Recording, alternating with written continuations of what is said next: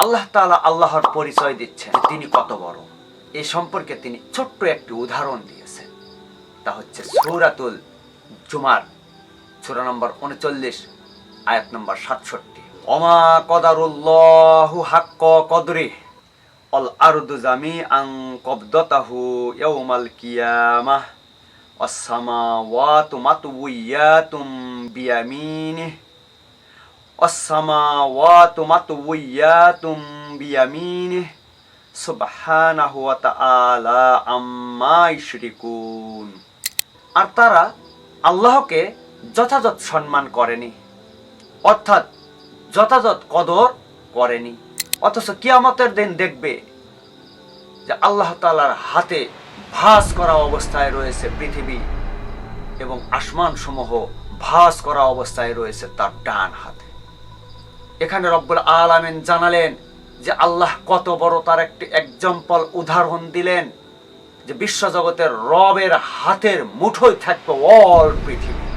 এখন চিন্তা করো আল্লাহ কত বড়। ঠিক যেরকম ফেসবুক ইউটিউবের হাতের মুঠোয় আছে আমরা যে যেখান থেকে যা কিছু করি না কেন সব তাদের হাতের মুঠোয়।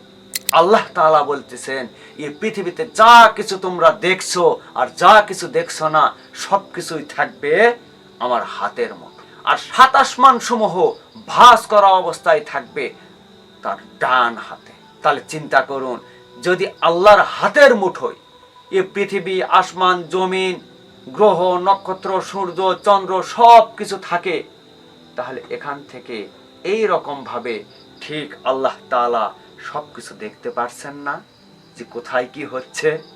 আল্লাহ রাব্বুল আলামিন এই উদাহরণটা এখানে দিয়েছেন যে তিনার কাছে তার হাতের মুঠোয় এই পৃথিবী, আসমান, জমিন সব আছে।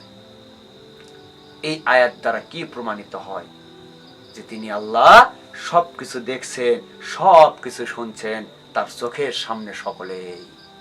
আজ আমরা এই পৃথিবীতে যেই রকম ভাবে রাতের বেলা হাজার হাজার লক্ষ লক্ষ কোটি কোটি বাতি দিয়েও আমরা আমাদের পৃথিবীকে আলোকিত করতে পারি না, আল্লাহর একটি সূর্যই যথেষ্ট অল পৃথিবীকে আলোকিত করার জন্য। ঠিক যে রব্বুল আলামিনের একটি সূর্য দিয়েই অল পৃথিবী আলোকিত করা সম্ভব, ঠিক সেই রব্বুল আলামিনের একটি ভিডিওই কি অল পৃথিবীর ভিডিও করার জন্য যথেষ্ট নয়?